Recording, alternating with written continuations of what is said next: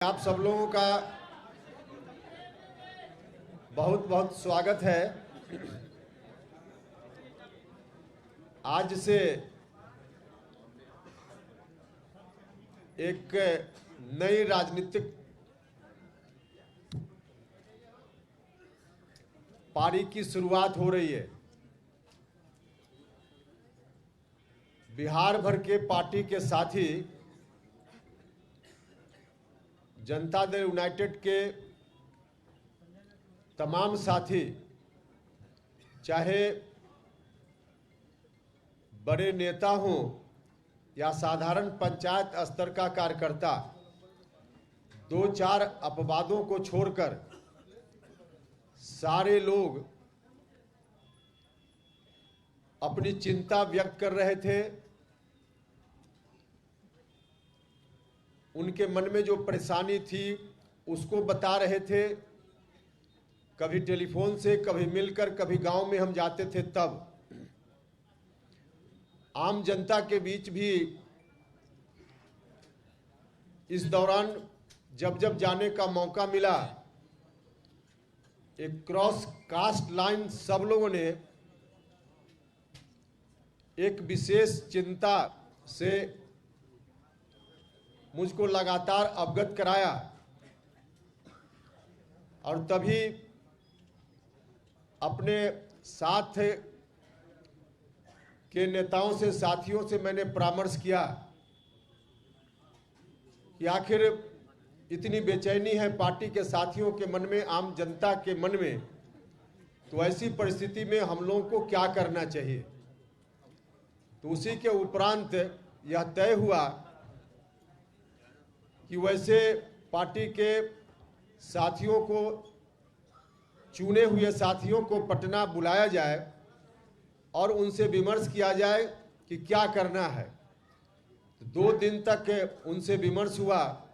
कल दिन भर बैठक चली, आज भी आधा दिन, और सब लोगों ने विमर्श के उपरांत कुछ निर्णय लिया है, जिस निर्णय से अभी आपको हम अवगत कराएंगे। नया निर्णय लेने की परिस्थिति क्यों पैदा हुई। लगभग 2 साल पहले हम जनता दल यूनाइटेड में आए, तब एक विशेष परिस्थिति राज्य के सामने थी।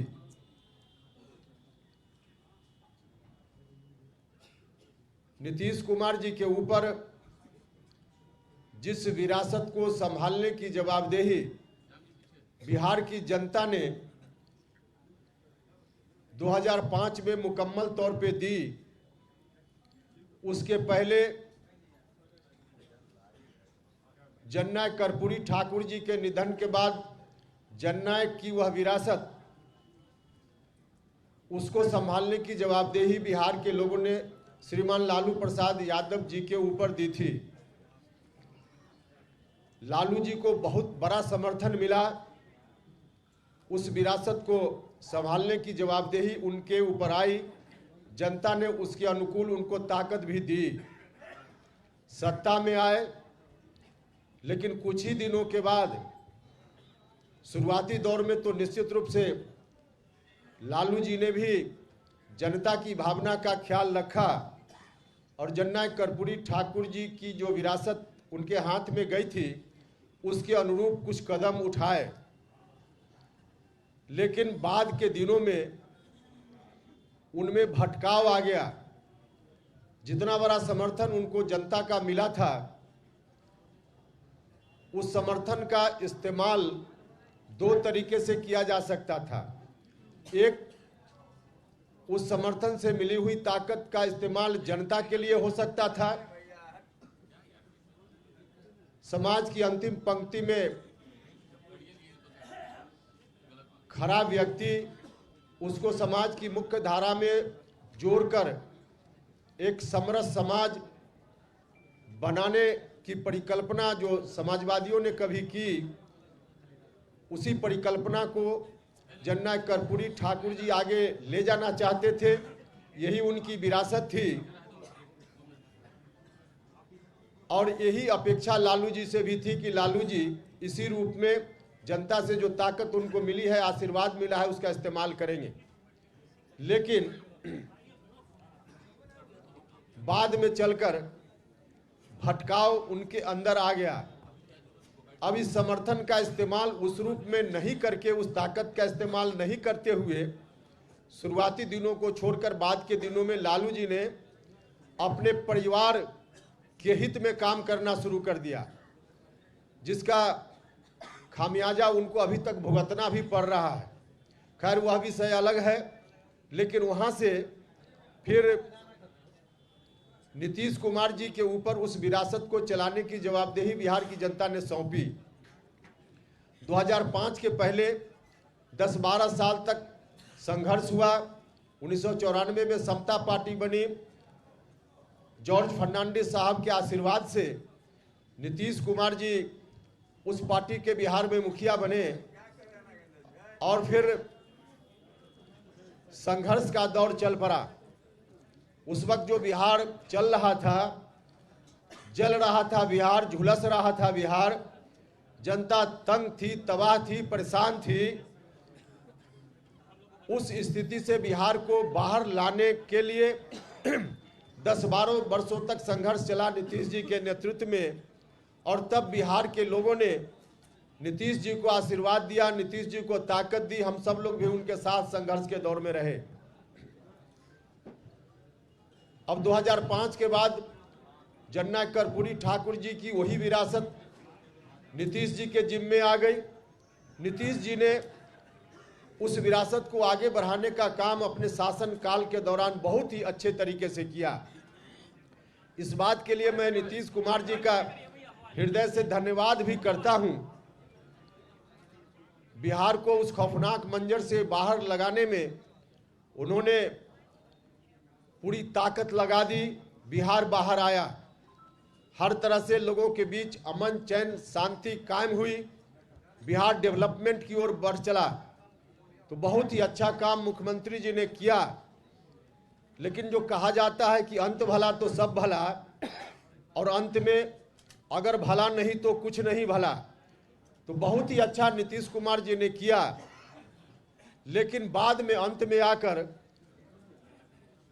अंत भला तो सब भला नहीं हुआ, अंत बुरा हो गया। नतीजा, कहावत दूसरे रूप में परिवर्तित हो गई, अंत बुरा तो सब बुरा। बहुत अच्छा नीतीश जी ने किया, लेकिन अंत में आज जिस ओर नीतीश कुमार जी चल पड़े हैं वह बहुत ही बुरा है। न सिर्फ नीतीश जी के लिए बल्कि बिहार की जनता के लिए, जनता दल यूनाइटेड के लिए, पार्टी के साथियों के लिए, सब के लिए। – 2020 में विधानसभा का जो चुनाव हुआ था, उस वक्त हम उनके साथ फिर से चुनाव के बाद उनके साथ आ गए, क्योंकि उस वक्त बिहार की जनता का जो आदेश मिला था नीतीश कुमार जी को और मुझको, इसमें बटे रहेंगे तो फिर से बिहार में पुरानी स्थिति लौट सकती है। विरासत जननायक कर्पूरी ठाकुर जी की, जिसको बढ़ाने का दायित्व नीतीश जी के ऊपर है, वह विरासत फिर से रसातल में जा सकती है। तो नीतीश जी ने मुझको आवाज़ दी और नीतीश कुमार जी के साथ हम खड़े हो गए। पूरा जो कुछ भी उस वक्त मेरे हाथ में राजनीति की दृष्टि से था, सबको न्यौछावर करके नीतीश कुमार जी के साथ हम हो गए। कहने वाले तो यह भी कहते हैं कि इन्होंने अपनी पार्टी को जिंदा रखने का काम किया, आरएलएसपी को, लेकिन सरासर ऐसे लोग झूठ बोलते हैं, गलत बोलते हैं। उपेंद्र कुशवाहा के मन में कुछ भी नहीं था। उपेंद्र कुशवाहा ने अपना सर्वस्व राजनीति में जो कुछ भी था सब न्यौछावर करके उनके साथ आना स्वीकार किया था। और वह भी तब जब उन्होंने कहा था कि मेरे साथ आइए, और मुझको भी लगा था कि परिस्थिति वैसी है, तो उनके साथ चले गए। सब कुछ चल रहा था अपनी जगह, लेकिन बाद में चलकर जो गठबंधन पहले चल रहा था बीजेपी के साथ, उस गठबंधन से हटकर नया गठबंधन बनाने की बात होने लगी, उसको भी हमने स्वीकार किया कि चलिए पार्टी की मजबूरी है तो इस गठबंधन को भी स्वीकार करना चाहिए। लेकिन उस वक्त भी गठबंधन बनने से पहले राष्ट्रीय अध्यक्ष जी को, मुख्यमंत्री जी को हमने कहा था कि गठबंधन जरूर हो, आप अगर चाहते हैं यही रास्ता है तो कीजिए, लेकिन इसका नेतृत्व आप अपने हाथ में रखिए, नीतीश कुमार जी के हाथ में हो। क्योंकि हम जानते थे कि अगर नीतीश कुमार जी के हाथ से नेतृत्व निकल गया तो जननायक कर्पूरी ठाकुर जी की विरासत फिर से ध्वस्त होने लगेगी। तो मुझसे कहा गया कि हाँ ठीक ऐसा ही होगा। लेकिन गठबंधन बनने के थोड़े ही दिन के बाद न सिर्फ आरजेडी के लोगों की ओर से गठबंधन के बारे में कोई डील की गई है उसकी चर्चा होने लगी, उसका दावा होने लगा, बल्कि स्वयं नीतीश कुमार जी ने सार्वजनिक रूप से यह कहना शुरू किया कि हम अब आगे बिहार का दायित्व राष्ट्रीय जनता दल के नेता के ऊपर सौंपना चाहते हैं। उन्होंने घोषणा कर दी, हर तरह से बिहार का अगला मुख्यमंत्री कौन, तो सीधे उन्होंने राष्ट्रीय जनता दल के किसी एक व्यक्ति का नाम लिया। जब ऐसी स्थिति आई तभी से लोगों के मन में चिंता की शुरुआत हुई, जिसकी चर्चा हमने की कि पार्टी के साथी आम जनता सब लोगों के मन में यह चिंता आ गई कि आखिर आगे क्या होगा बिहार का। अब हमारे सामने रास्ता था कि जननायक कर्पूरी ठाकुर जी की विरासत को हम चुपचाप बैठकर उन्हीं हाथों में जाते हुए मुखदर्शक बनकर देखते रहते जिन हाथों ने बिहार को मचोड़ दिया, मरोड़ दिया, या फिर हम सब लोग बैठकर कोई नया रास्ता लेते। यह हम सब लोगों के मन में चिंता थी। हमारे साथियों ने इस चिंता से अवगत कराया तो हम लोगों को भी लगा कि चाहे जिस तरह की परिस्थिति का सामना करना पड़े, अगर हम राजनीति में हैं, हम अपना राजनीतिक धर्म और कर्तव्य समझते हैं, तो फिर से हम लोगों को उठ खड़ा होना चाहिए और किसी भी हालत में जननायक कर्पूरी ठाकुर जी की विरासत को उन हाथों में नहीं जाने देना चाहिए जिन हाथों ने बिहार को मचोड़ने का काम किया, बिहार को मरोड़ने का काम किया। तो इसीलिए जब बात होने लगी कि वहीं पर फिर से चली जाएगी सारी चीजें, तब मामला पार्टी के अंदर शुरू हुआ। प्रारंभ में मैंने पार्टी के शीर्ष नेतृत्व से, मुख्यमंत्री जी से आग्रह किया, उनसे मिलकर हमने बात की, उनसे कहा कि ऐसी स्थिति ठीक नहीं है। उदाहरण के रूप में हमने बताया कि महागठबंधन निर्माण के बाद जो उपचुनाव हुए बिहार में विधानसभा के, उन उपचुनावों का परिणाम बताता है कि हमारा जन आधार हमसे खिसकता जा रहा है, पार्टी धीरे धीरे बर्बादी की ओर चलते जा रही है। हमने कहा मुख्यमंत्री जी से, व्यक्तिगत रूप से भी मिलकर कहा, बाद में कहा गया कि मिलकर कहना चाहिए। मिलकर जितनी बात हमको कहनी चाहिए थी हमने तो पहले ही एक बार नहीं अनेक बार कही। व्यक्तिगत रूप से भी पार्टी के मंच पर भी हमने उठाया, विधायक दल की मीटिंग में भी हमने यह बात कही, पार्टी की बैठक में यह बात कही। तो हर तरफ से, हर तरह से इस बात को कहने के बाद मुझको लगा कि आखिर हो क्या रहा है, क्यों ऐसा हो रहा है। पार्टी बर्बाद होते जा रही, लगातार जनाधार खिसकता जा रहा है।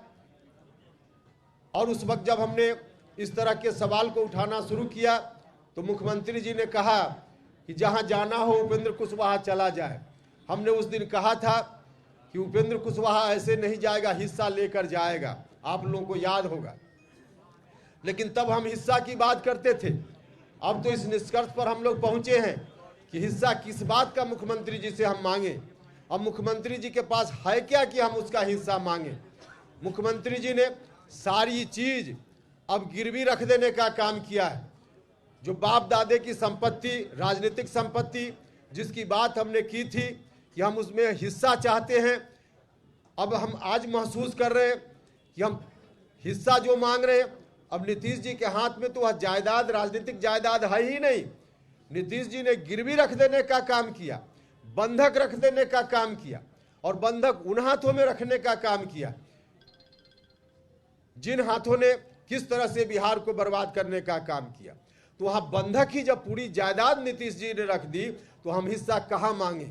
नीतीश जी के हाथ में अब शून्य है, जीरो है। अब जब बड़ा भाई के हाथ में जीरो है तो छोटा भाई कौन सा हिस्सा उनसे लेगा।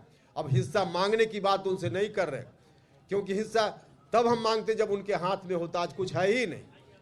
अब जब कुछ है नहीं तो उस परिस्थिति में हम यह भी सोचते हैं कि आखिर ऐसी स्थिति आई क्यों कि नीतीश कुमार जी ने पूरे तौर पे इस विरासत को कहीं गिरवी रखने का काम किया। हम लोग प्रारंभ से देखते रहे हैं नीतीश कुमार जी को, समता पार्टी के दौर से, उससे पहले से भी हम नीतीश जी को देखते रहे हैं। नीतीश जी पहले कोई भी राजनीतिक निर्णय खुद लेते थे, लोगों से परामर्श जरूर करते थे, एक एक कार्यकर्ता से बात करते थे, नेताओं से बात करते थे और उसके उपरांत फिर निर्णय लेते थे। तो खुद से जब निर्णय लेते थे तो उनका निर्णय सही होता था। लेकिन आज की तारीख में नीतीश कुमार जी खुद कोई निर्णय ले ही नहीं रहे। और एग्जाम्पल के लिए हम आपको बताएं, आप लोग जानते भी हैं, महागठबंधन जब बना, गठबंधन में फिर से बदलाव हुआ तो क्यों बदल गए, क्यों महागठबंधन में आ गए। मुख्यमंत्री जी ने सार्वजनिक रूप से पब्लिक डोमेन में यह बात कही है कि पार्टी के राष्ट्रीय अध्यक्ष ललन सिंह जी और श्री विजेंद्र यादव जी ने महागठबंधन के साथ जुड़वा दिया, पार्टी को इधर से हटाकर वहां ला दिया। मतलब मुख्यमंत्री जी किसी के कहने पर वहां चले गए। तो इसलिए सीधा एग्जाम्पल है कि मुख्यमंत्री जी आप अपनी इच्छा से कुछ नहीं कर रहे। जो लोग उनके साथ अगल बगल कुछ लोग हैं जिन लोगों ने उनको घेर लिया है, अब ऐसे घेरे हुए लोगों के द्वारा जो सलाह दी जाती है मुख्यमंत्री जी उसी के हिसाब से एक्ट करते हैं। कुछ लोगों ने मुझसे सवाल किया कि आखिर ऐसा क्यों मुख्यमंत्री जी कर रहे हैं। जो लोग जिन लोगों ने घेर लिया है उनकी सलाह पर क्यों चल रहे हैं, इसलिए चल रहे हैं। मुख्यमंत्री जी अपनी इच्छा से इसलिए निर्णय आज नहीं कर पा रहे हैं कि उन्होंने अपने पास उन लोगों को कभी आने ही नहीं दिया, अपना उत्तराधिकारी उस रूप में किसी को बनाने की कोशिश ही नहीं की जो जननायक कर्पूरी ठाकुर जी की विरासत के अनुकूल उनको सलाह देता। जो लोग भी अगल बगल बैठे हुए हैं, जननायक कर्पूरी ठाकुर जी की विरासत से उनको कोई लेना देना नहीं है। इन लोगों की तो एक तरह से साजिश है कि वह विरासत बर्बाद हो जाए। तो वैसे लोग जब बैठेंगे तो इसी तरह की सलाह देंगे। और इसमें कहीं ना कहीं थोड़ा दोष मुख्यमंत्री जी का भी है। अगल बगल जिस तरह के लोग बैठ गए, खुद मुख्यमंत्री जी ने जो एक्शन लिया जिसके चलते ऐसा हुआ है। समता पार्टी बनी थी, बाद में चलकर जनता दल यूनाइटेड, इसको सबसे ज्यादा किस सामाजिक वर्ग के लोगों ने ताकत देने का काम किया। ताकत तो समय समय पर सब लोगों ने दी। अति पिछड़ा समाज के लोगों ने ताकत दी, लवकुश समाज के लोगों ने ताकत दी, दलित महादलित समाज के लोगों ने ताकत दी, अल्पसंख्यक समाज के लोगों ने समय समय पर ताकत दी। और यहाँ तक जो सवर्ण समाज के लोग हैं, जो उसमें भी एक बड़ा सेक्शन सामाजिक न्याय को पसंद करने वाले लोग हैं, उन लोगों ने भी मिलकर इनको ताकत देने का काम किया। तो इतने लोगों ने ताकत दी, इनको दी, लेकिन नीतीश कुमार जी आज उसी को भूल गए।